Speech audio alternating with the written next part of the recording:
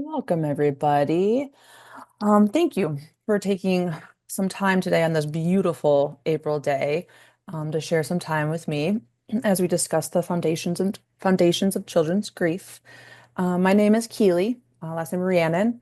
I'm a limited license MSW and the lead grief counselor at Angela Hospice. Um, so during this presentation, we'll be covering a range of topics. So this is our agenda. So I'm going to take us through our opening reflection, and then what we're going to be covering today is a description of who are the forgotten grievers, children, why this is important and why it matters, some common misconceptions that surround children's grief, and we're going to use the pillars of understanding death as kind of our framework as we go through. I broke it down into three different age groups. So we're going to go through the pillars of understanding. I'll go through and explain those and then how they apply to each age group. And that covers the developmental stages.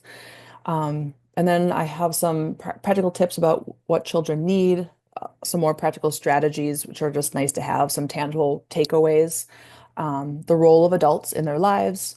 I do have some additional resources available, and then we'll have our closing reflection. And so this reflection is really, I think, an opportunity for us to think back about um, our earliest memory of grief or loss. Having that framework, having that perspective as we enter into this topic, and gently reminding ourselves and reflecting back on what was that like for us? What can we recall about how grief was talked about or not talked about by the adults around you? How was it modeled to you? What did their responses, silences, or actions teach you about what it means to grieve? And how might those early lessons and how that was modeled still shape, how does that still shape our understanding of grief today? So as we move through today's presentation, I encourage you to hold this memory gently in the background and just notice how your early experiences might influence the way you think about supporting grieving children today. And that can be a helpful framework in the sense that, we obviously can't go back in time, and the adults around us do the very best they can with what they know, right? And what was modeled to them. So the idea here is for us to feel a little more comfortable and a little more confident in our ability to hold space for kids, and to ensure that we are able to allow them to express themselves in ways that they may need.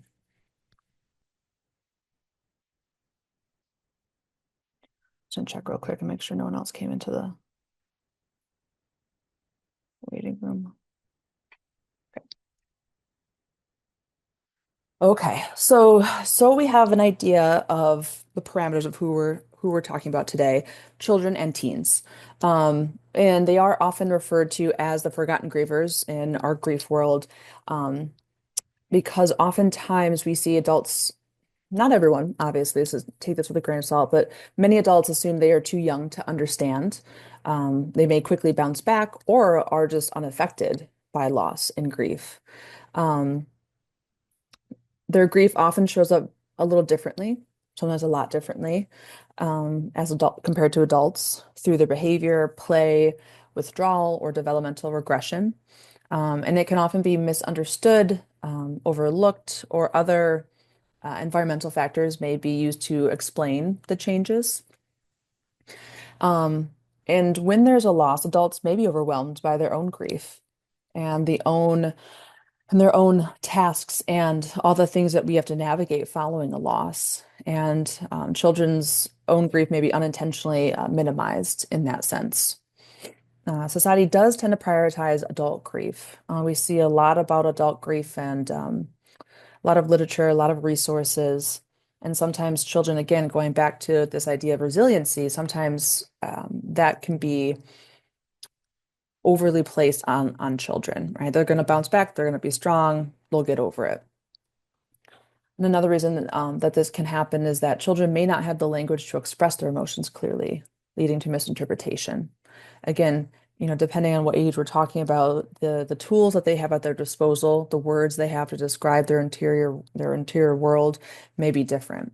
And so just having that context, having that framework can help us pay attention a little bit closely and have an idea of what maybe we're looking for in grieving kids. A little bit more foundation. Why? Why does this matter? Um, and a big part of it is that, the idea, again, that kids sometimes aren't necessarily affected the same way. You know, we have, if we are able to love, we grieve. And I've told some of my adult clients, we have seen grief in 12-month-olds, right? A change in routine, a change of pattern, a change of a primary caregiver. If we are old enough to grieve, we're old enough. If we're old enough to love, we are old enough to grieve. And so this matters because grief, just like with us, it does impact and shape their development and their understanding of the world. Unacknowledged grief can resurface later. And something very unique about children, depending on the age, is that because they experience grief at a certain age, not only are they going to be experiencing developmental changes, through every developmental change, they're going to be, in some sense, re-grieving, right? As their view of the world changes, so does their understanding of their grief. And how a 2-year-old grieves the loss of, let's say, a parent, how they grieve at 2 may not look the same or feel the same to them as they grieve their parent at 8 or even 18. And so it's important to meet them where they are and allow them a framework and an environment where they can express that. This early support does build resilience. And so when they do go through those developmental stages, they have some foundational tools and coping strategies that they can adjust and take with them.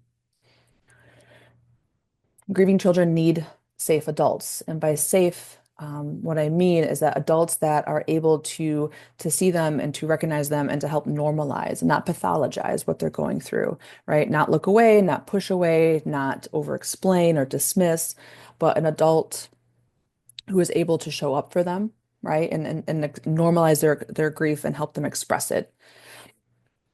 And another reason is that, grief is not a problem to fix. So if a child loses someone at 8 years old, it's something they're going to carry with them for the rest of their lives.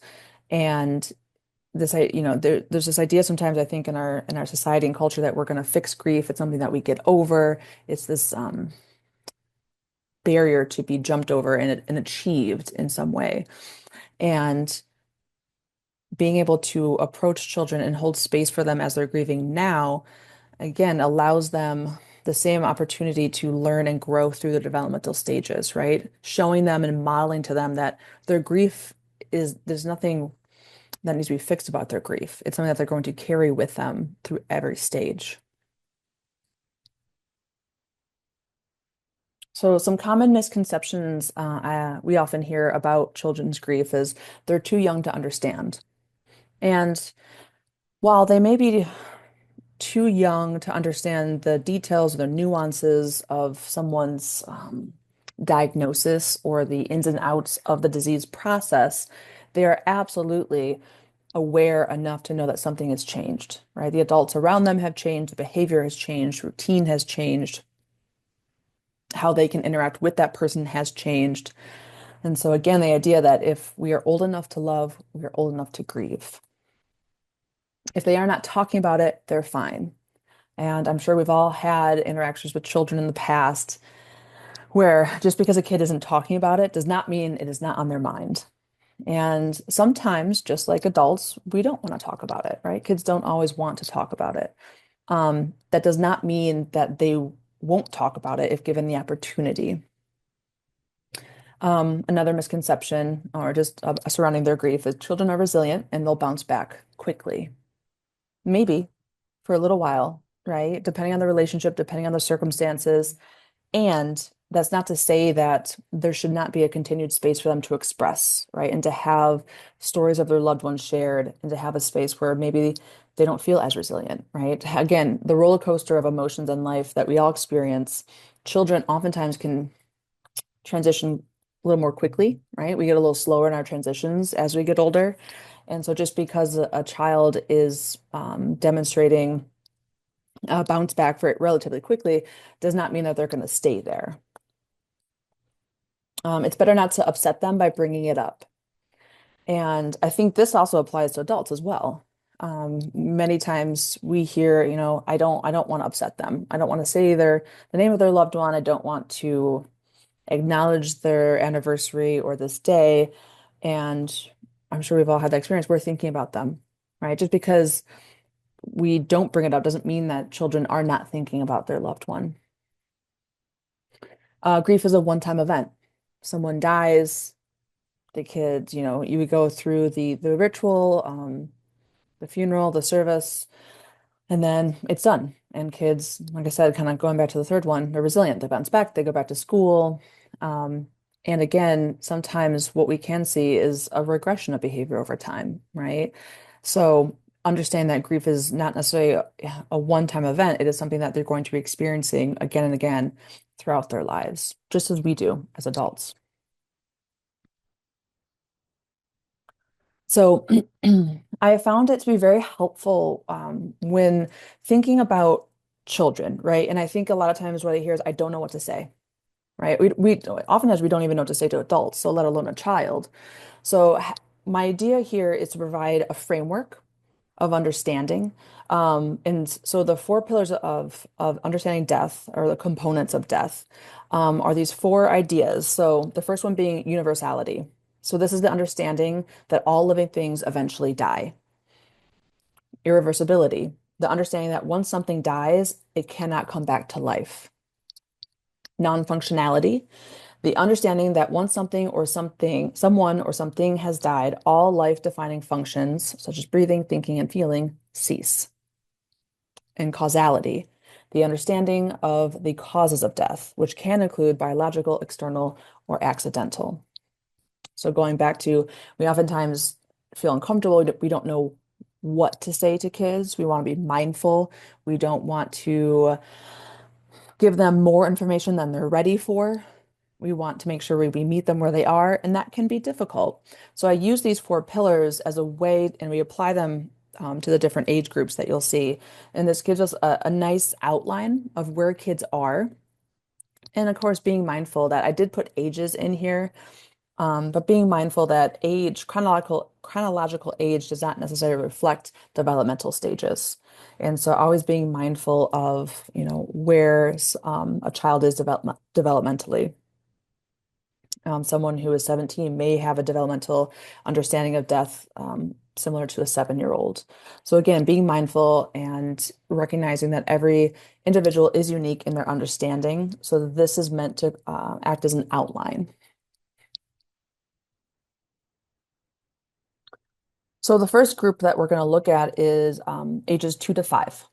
And so looking at it through the pillars, children ages 2 to 5 uh, do not fully yet understand that death happens to everyone. They may think it only happens to certain people or characters.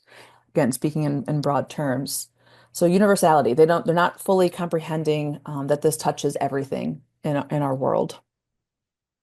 As far as irreversibility goes, yes, this age group often struggles to understand that death is permanent.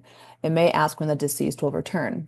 I see this often with my adult clients who have children, and the pain it can bring up for them when they have, a toddler asking them like, when is so and so going to return? Because in their mind, this idea of irreversibility has not yet stuck. And so in their mind, their loved one came over, let's say, every Saturday for lunch, and they haven't come over the last couple weekends. And so they may ask again and again, because at that point in time, they don't see death as permanent. Non-functionality. So again, 2 to 5, they may not fully comprehend that the deceased no longer eats, sleeps, or feels. We see this in responses sometimes when a child will ask, well, isn't so and so hungry? How are they going to eat? Right? Very questions oriented around the biological needs. Are they going to be cold? Because again, this non-functionality, this idea that the body that we have as especially as they know it, and how all the works, they're still figuring out how their own body works. So this idea that another body doesn't work the same way is a difficult concept at times. And then causality. So we see some magical thinking may lead them to believe that death was caused by something they did or thought, rather than understanding biological causes. We don't see this very often, but in order for the world to make sense, we do have children often take a more ego-oriented approach, right? Everything comes from them. Um, they quickly learn like the word mine, they don't want to share, right? So they're approaching the world and trying to understand the world through their own mind. So as far as causality goes, it can be difficult for them to think they did not cause something bad to happen. Um, and we'll go through later. I have some different slides on how we can practically approach these and support kids, and some different phrases that we can use. So we're going to go through the same thing for ages 6 to 10 and then 11 to 18. So from 6 to 10, kids are starting to begin to understand that death does happen to all living things, though they may still struggle to accept it can happen to the people they love. So again, as their developmental understanding of the world is changing, they may start to see that, okay, yes, things and people do die. At this age, we may often see the loss of a pet. I've had quite a few stories about a goldfish, a family dog, a family cat, things like that. And that helps provide context to the universality of death. Um, we also start to see that an understanding of irreversibility begins to take shape. Um, they're understanding that death is final, but we will often see wishful thinking, which we ourselves as adults have too. So sometimes we can see behaviors that the child will participate in, hoping to bring their loved one back, because the idea of it being final doesn't always land for them. Non-functionality. So grasping that a dead body no longer functions, though they may have questions about the details. So they do understand, right, that something that has died is not functioning in the same way as as a living body. Again, so we may see questions, and especially in this age, if you've ever interacted with a child, in this age group, they have so many questions. And do they still feel cold? Are they still hungry? We see this in the younger age group a little bit, but more so in this age group. It's not uncommon. Um, for kids, let's say at a funeral service or at a viewing, to look at the body and want to touch them, see them, ask questions. Can they hear me? Are they cold? Why do they look like that? Sometimes, depending on how much they know about the death, we may see them asking questions that may to us seem extremely violent or very detail oriented around um, the physicality of the death. Sometimes we see this a lot with children whose loved one died accidentally or traumatically, like in a car accident. They may say, like, well, was there a lot of blood and things like that? Because in their minds, again, they're trying to understand all the details because that's how they're figuring out the world around them. Causality. So they are beginning to understand the basic biological causes of death. But it's not uncommon for them to still confuse illness, accidents, or aging with punishment or fate. Again, children very often take this ego approach to the world because that is how they stay safe in the world and how they understand it. So there may be times if they think that they, again, caused the death by something they didn't do, but they are gaining this aspect that death does involve a biological cause, right? Or an accident.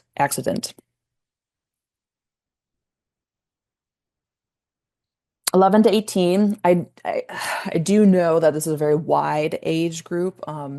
This is often how they are broken down, but from like 11-year-old to an 18, that's a pretty wide spectrum of understanding. But again, generally speaking, um, as far as universality, um, this age group does fully understand that death is inevitable and happens to everyone, including themselves, right? So we may see in this age group this orientation of and this realization that they too may die, right? Or um, they're adult caregivers in their lives. Again, we see this often with family pets and things like that. So universality is often fairly understood and accepted here. Uh, Same with irreversibility, understanding that death is permanent. We still see wishful thinking. here, just as we do with any age, and struggle with acceptance. That may be a hard one for this age, especially as they're coming up in the world and trying to assert themselves and find their own identity. Acceptance can be really difficult this time, especially again, acceptance at age 11 versus age 18, the different rites of passage that they're experiencing through middle school and then high school. Acceptance can be a very difficult concept. Non-functionality, there is a clear understanding that a dead body no longer functions in any way. And then as with causality, this age group does have a more nuanced understanding of death, just as they do with life. So they are starting to grasp and understand that there can be complex causes such as a disease, accident, natural aging. We will start to see here a more philosophical question about why this is happening, and the meaning of life, right? You layer on spirituality and religious beliefs, and there can be a lot of questioning and more of a step back in macro view of life. So, given the very basic overview of what and how kids in those age groups, how they see death, right? How the outline of how they understand it, what do they need? Right. So, a kid age 2 to 5, what do they need from us, from adults? The first thing is simple, honest explanations. So, again, one thing that we see is we don't know what to say to kids all the time. So it can be really difficult to want to approach the subject, right? Or we just might breeze over it. Um, and it's always important to discuss with the primary caregiver, what their views are, what language they're using, so it can be consistent.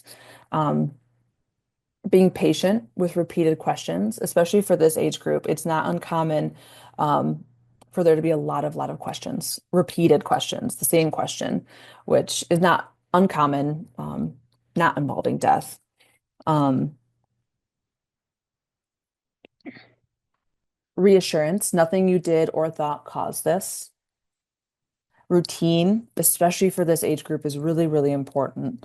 Allow kids to have routine, and that can be a concern sometimes, depending on who they lost in their life. So reassuring them that their routine is going to be as closely kept as possible. Grief and allowing grief and play to coexist, as well as encouraging expression. So allowing grief and play to coexist, again, oftentimes when we're talking about kids, they are resilient and they do transition very quickly. And so a concept that we use a lot is this idea of dysregulation, right? This idea that we are, and we all experience this at some time, this idea that we can become very emotionally upset, depressed, hyperactive, dysregulated. And kids are very good at finding ways to regulate themselves. And so as adults, it's really important to encourage that and hold space for it. Because a kid, one moment, may be sobbing, and may be very emotional and very upset about their loved one who is now dead. And then they may just blink and dry those tears and want to go run around and go down the slide.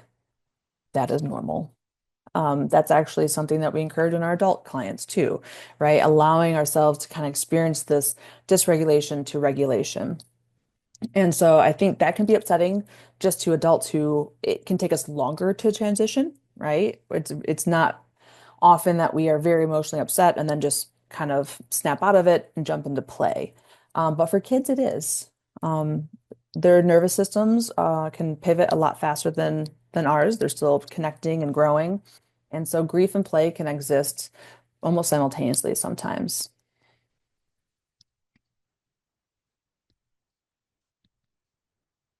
Ages 6 to 10.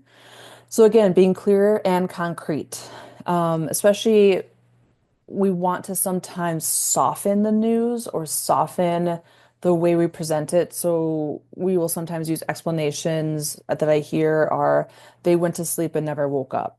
Um, uh, an angel came in and took them, or something again that along lines of wanting to soften it, wanting to ease some of that pain. Um, that can sometimes become confusing to them. I think the sleep one is one I hear most often. And then, children maybe become fearful of sleeping because they're afraid they may die. And so we want to avoid metaphors as much as possible, right? Use gentle language, but also use consistent and concrete. So especially at this age, say their loved one, did they died, right? Their heart stopped working and they died.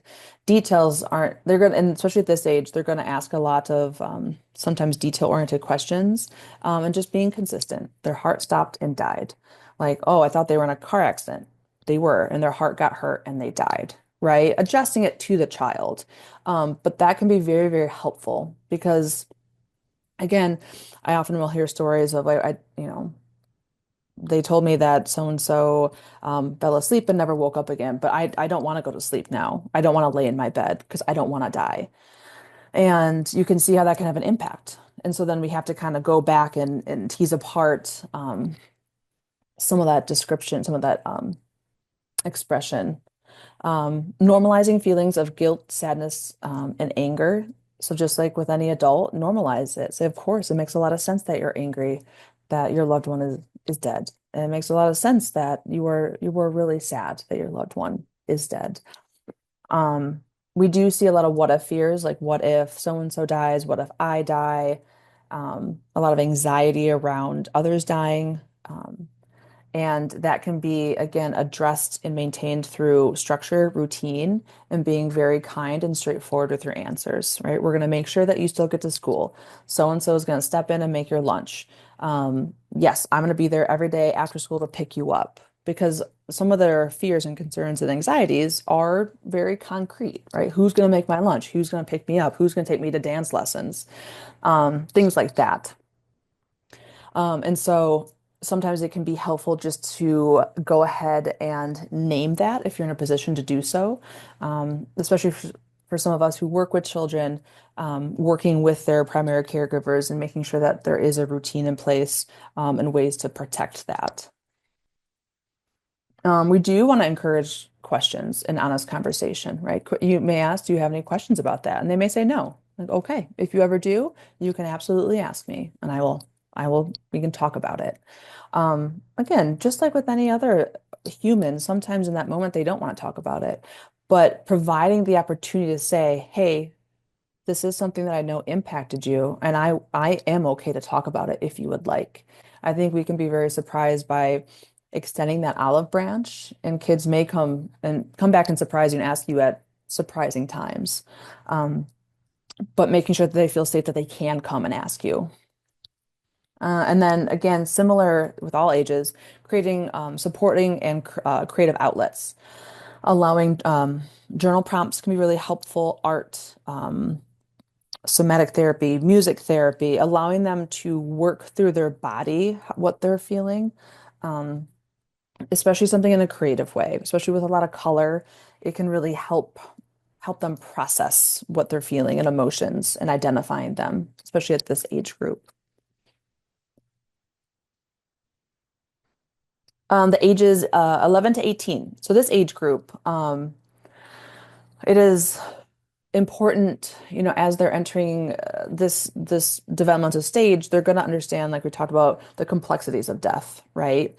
The complexity of death, the complexity of emotions that come with it.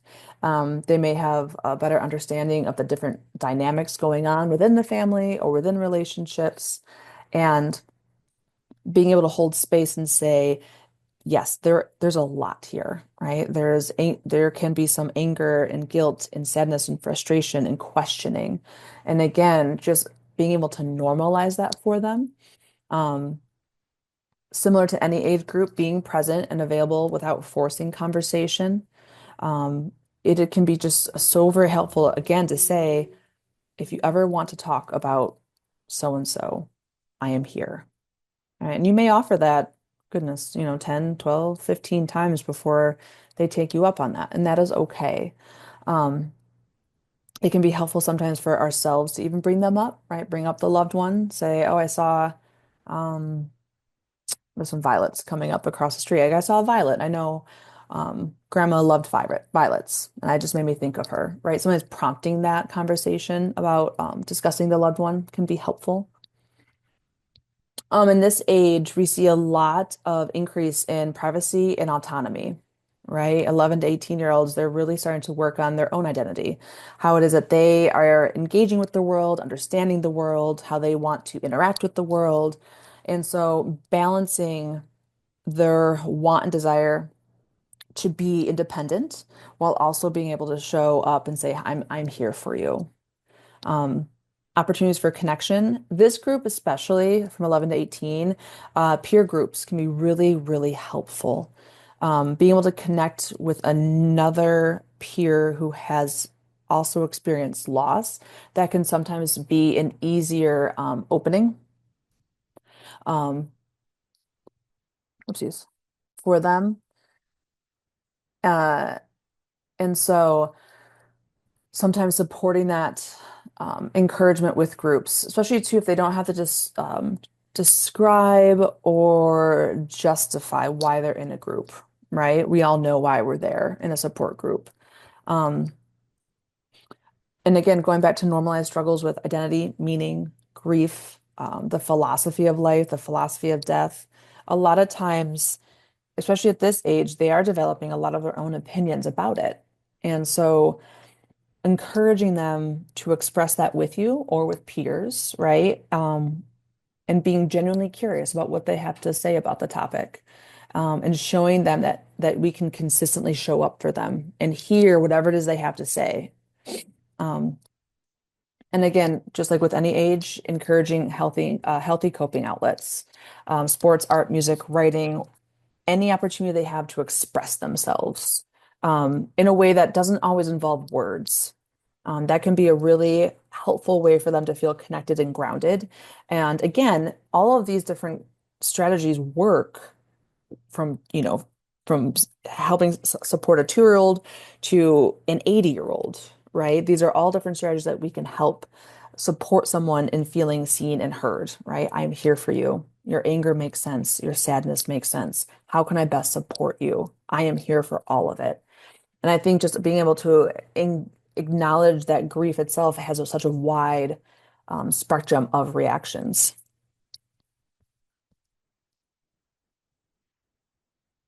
So again, going back to some very practical and helpful ways that we can support grieving children.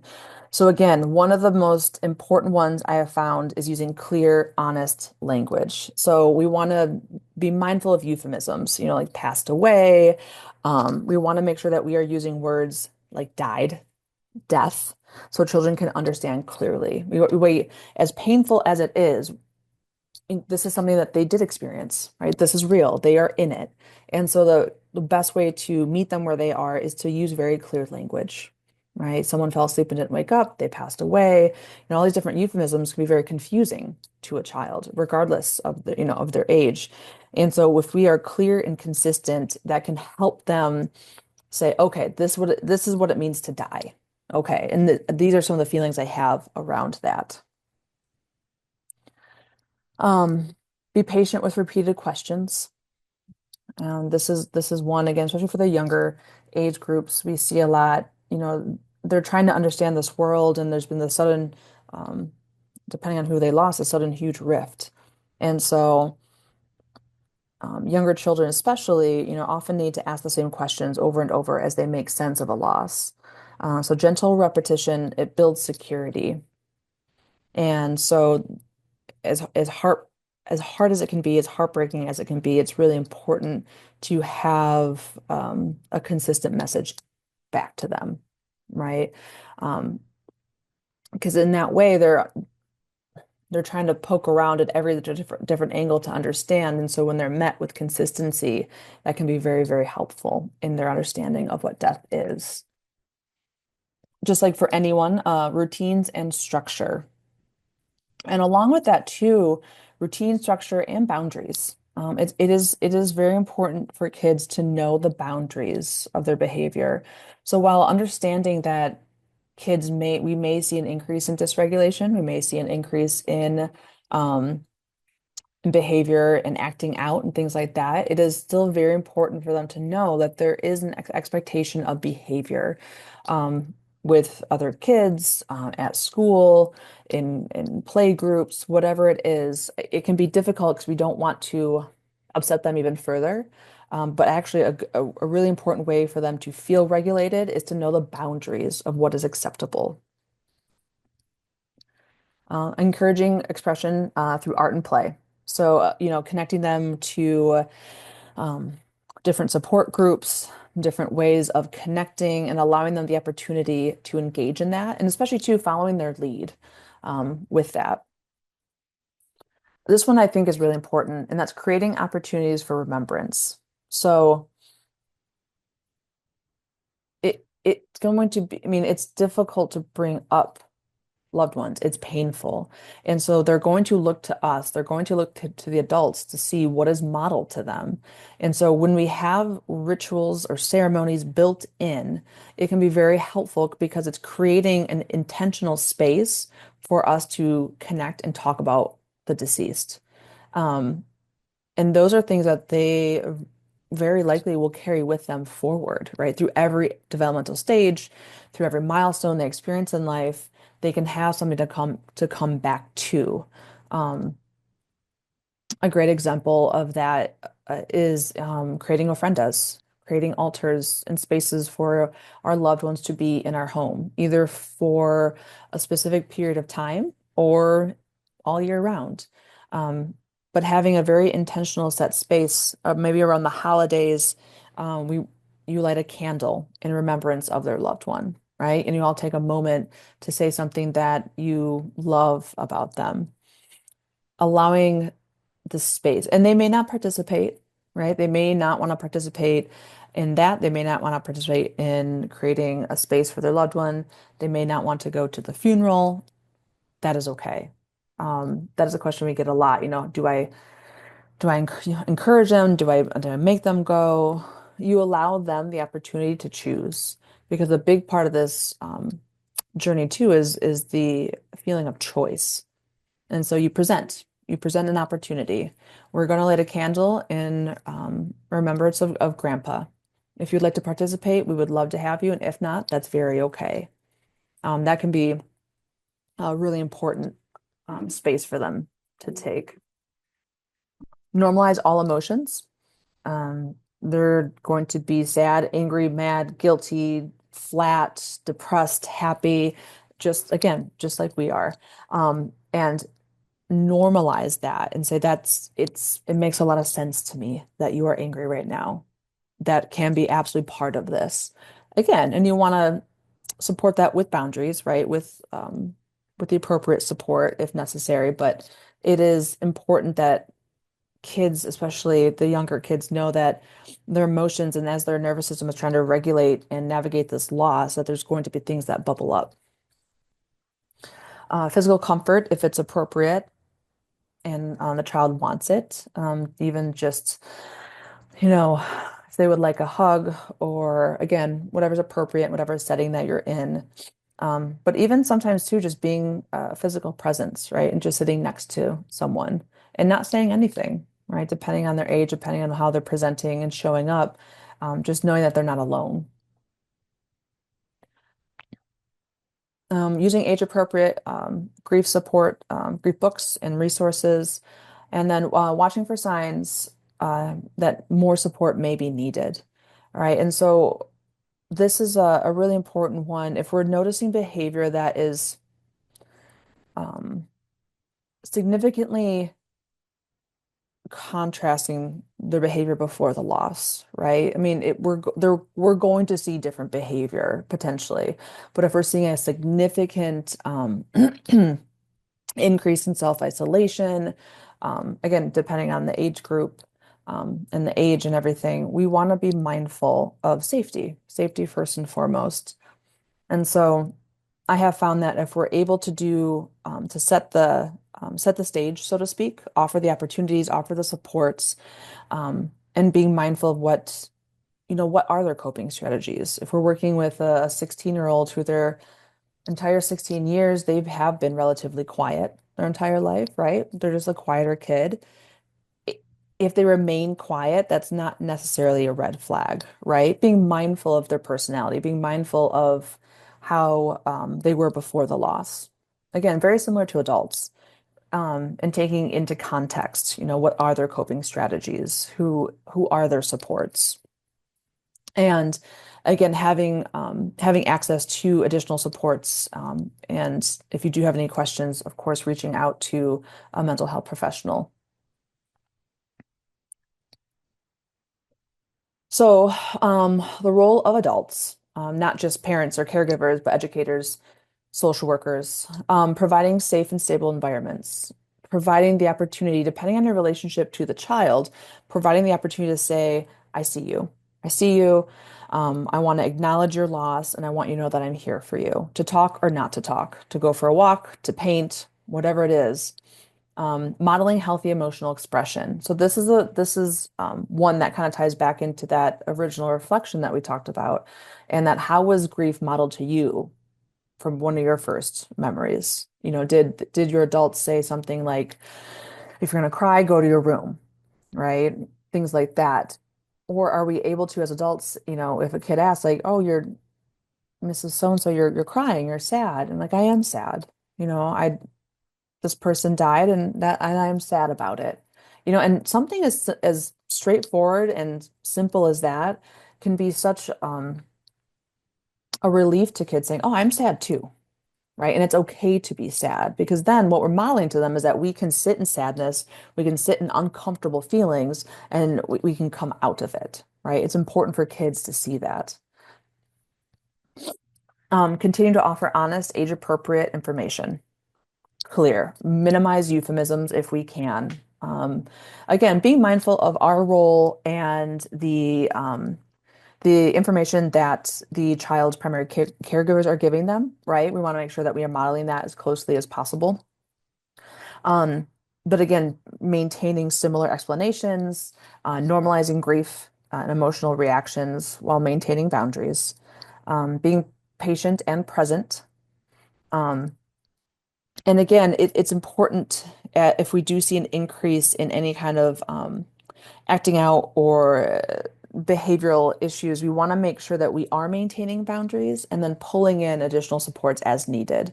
Because sometimes what we can see is if a child's behavior they start to act out more, or the certain behaviors start to increase, sometimes adults will be hesitant to apply boundaries because they don't want to make them more sad or more upset.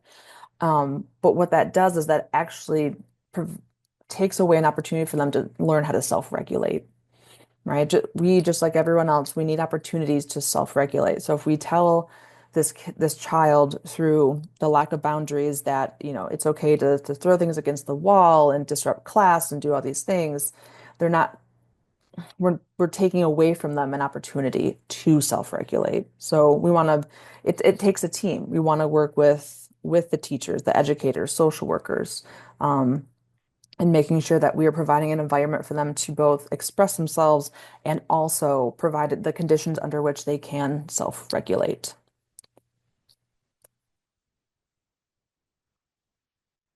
I did put some resources here for continued learning. Number one is the Dougie Center. So this is the National Grief Center for Children and Families. And they have, oh my goodness, everything. Everything they have age-specific resources. They have a wonderful search where you can put in if you are an educator, if you are a caregiver, um, and then you can search through specific losses. You can search through specific age groups and activities. There's a lot of free resources on there. That even we use, different activities and things like that. There's different tips for how to talk with kids. It is a fantastic resource, as well as the National Alliance for Children's Grief also they do a lot of work with advocacy, and offer a lot of supports and resources for your local area.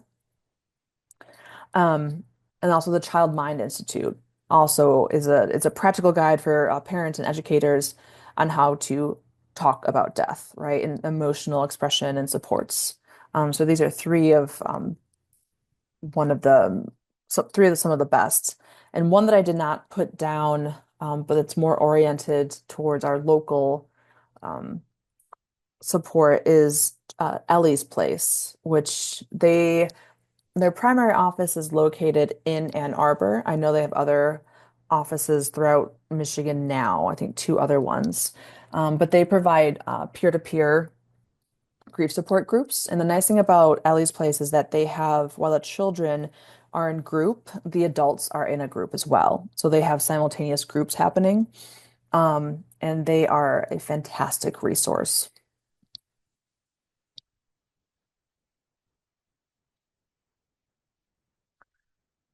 And so as we come to a close on this, but I do want to thank you for the gift of your time and care today. Grieving children don't need us to have all the answers.